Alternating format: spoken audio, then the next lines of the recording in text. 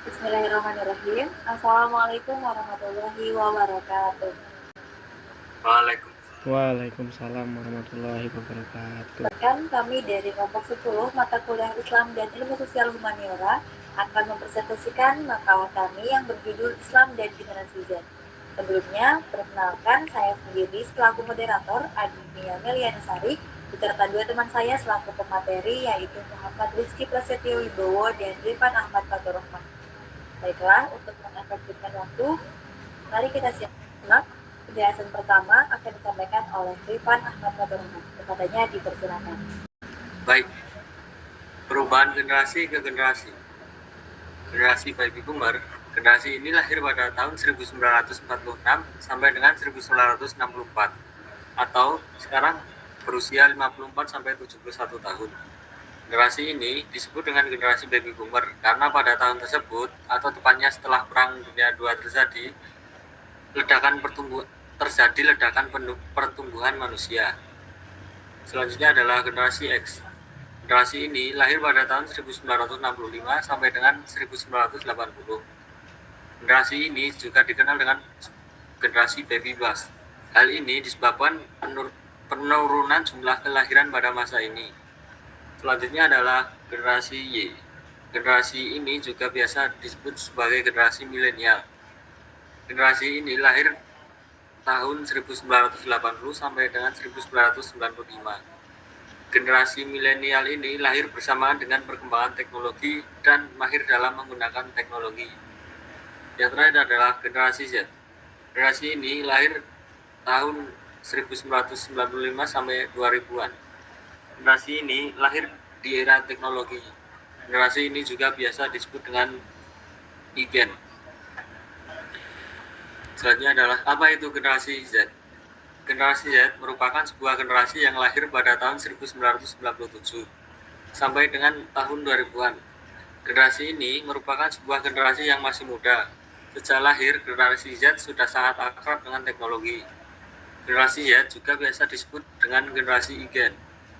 Generasi Z atau generasi Igen merupakan generasi yang dikenal ambisius, pintar tentang hal digital, mempunyai rasa percaya diri yang tinggi, mempertanyakan otoritas, dan banyak menggunakan bahasa kekinian atau bahasa gaul. Generasi ini juga sering menghabiskan waktu sendirian. Oleh sebab itu, generasi Z rawan terkena depresi dan mudah mengalami kecemasan. Karakteristik generasi Z. Yang pertama adalah mahir teknologi. Generasi Z merupakan generasi yang lahir di era teknologi. Hal itu bukan menjadi sebuah rahasia lagi. Jadi kemampuan generasi ini dalam menguasai teknologi merupakan keahliannya. Selanjutnya adalah suka berkomunikasi. Karakteristik selanjutnya dari generasi Z adalah suka berkomunikasi. Generasi Z semakin mengembangkan proses komunikasinya melalui media sosial yang sekarang kian mudah diakses dan mulai beragam jenisnya. Melalui media sosial, generasi Z mulai berkomunikasi dan berekspresi. Selanjutnya adalah mengumbar privasi. Generasi Z memiliki kebiasaan suka mengumbar privasi. Penggunaan media sosial yang beragam sering disalahgunakan oleh generasi Z untuk menunjukkan segala hal yang sedang dialami olehnya, meskipun sebenarnya itu adalah privasinya sendiri.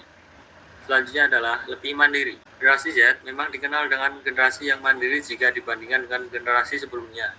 Generasi ini cenderung mengambil keputusan secara mandiri, lebih toleran. Generasi ini juga dapat menerima dan menghormati orang yang berada di sekitarnya atau lingkungannya, meskipun mereka berbeda dengannya. Yang terakhir adalah generasi penuh ambisi. Generasi Z memiliki jiwa yang penuh ambisi, karir dan perkembangan diri serta kesuksesan mencerminkan generasi di era digital ini. Selanjutnya saya serahkan kepada Mbak Moderator, Mbak Agnia. Baik, terima kasih Mas Rifan atas pemaparannya. Untuk pemaparan selanjutnya akan disambung oleh Saudara Muhammad Rizky Prasetyo. Padanya dipersilakan. Terima kasih sebelumnya Mbak Agnia. Di sini saya akan menjelaskan pengaruh perubahan sosial terhadap generasi Z. Perubahan sosial tidak lepas dengan perkembangan teknologi. Di dalam perkembangan teknologi di era digital ini juga berdampak hampir ke semua aspek kehidupan, tak terkecuali dengan karakteristik perilaku manusia. Ini secara tidak langsung dapat mengubah pola pikir seseorang dalam melakukan sesuatu. Dalam arti setiap manusia itu pasti akan terus berubah secara langsung melakukan perubahan sosial seiring berjalannya waktu. Kelompok antar manusia pun juga saling meniru perubahan sosial yang dilakukan oleh sosial yang lain. Memiliki karakteristik hubungan kausalitas dan disorganisasi sementara juga dimiliki oleh setiap perubahan sosial. Perubahan sosial merupakan perubahan yang terjadi di dalam suatu lingkup masyarakat yang mempengaruhi aspek dan sistem sosialnya seperti nilai sosial, norma sikap masyarakat, dan pola pikir termasuk perilaku di antara kelompok masyarakat yang ada. Perubahan sosial sendiri juga mempunyai dampak positif dan dampak negatif. Perubahan sosial sendiri memiliki ciri yang bersifat berkelanjutan dan imitatif. Seperti yang dikatakan di atas, teknologi dapat membentuk pola pikir dan perilaku setiap individu yang bertujuan untuk memberi arahan manusia untuk berkembang kemajuannya. Ada teknologi komunikasi yang selalu membawa pengaruh sosial dan budaya.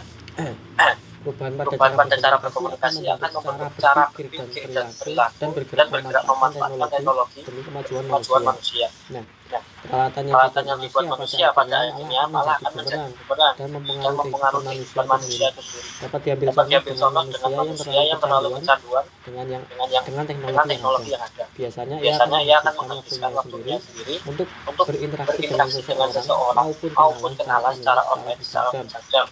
Kemajuan teknologi informasi komunikasi sekarang memberikan pengaruh tersendiri pada Indonesia. Di saat teknologi semakin maju, pasti akan timbul beberapa masalah terhadap kebudayaan yang seperti budaya yang ada di bangsa ini. Kebudayaan daerah di sini akan semakin dilupakan oleh masyarakatnya sendiri. Dalam artian, masyarakat tidak mau mengembangkan budayanya yang ada. Padahal jika masyarakatnya sadar dengan adanya perkembangan teknologi ini, mereka bisa memanfaatkan untuk mengembangkan budaya lokal yang ada, bukan malah menggunakan budaya yang ada dengan teknologi yang berkembang saat ini.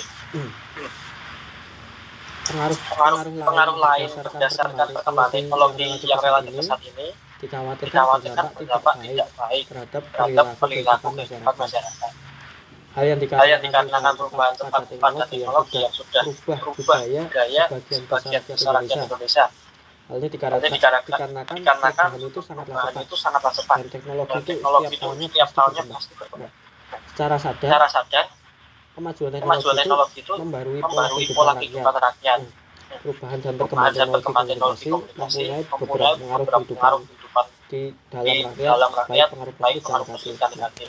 Kemunculan media baru pada era digital native ini turut serta mengubah karakter masyarakat yang biasa disebut mengalami perubahan budaya digital, yaitu maraknya tren digital Islam. Sehingga dewasa ini tantangan studi Islam mengalami banyak perubahan. Salah satu penyebabnya adalah kemunculan media baru itu tadi. Kemunculan media baru yang menandai munculnya karakter baru masyarakat Muslim yaitu posisi sebagai digital native.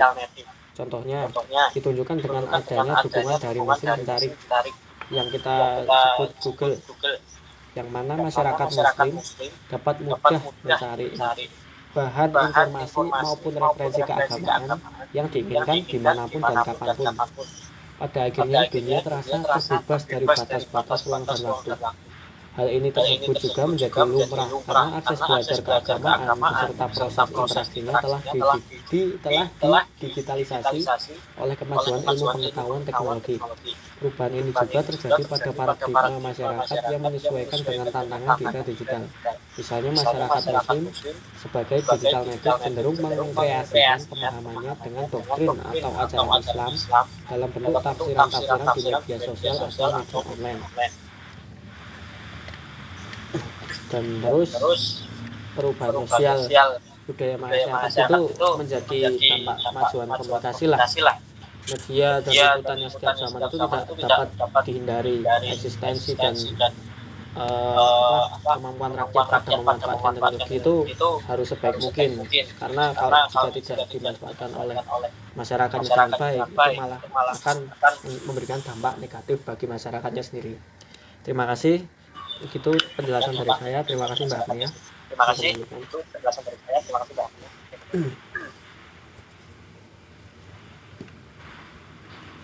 Oke, baik. Terima kasih kepada pemateri Mas Firman dan Mas Dio yang telah menyampaikan pemaparannya mengenai Islam dan Dinasti Z. Dan mungkin cukup sekian pemaparan materi atau presentasi dari kelompok 10. Segala kekurangan maupun kesalahan. Wassalamualaikum warahmatullahi wabarakatuh. Waalaikumsalam warahmatullahi wabarakatuh. Wis. Sip.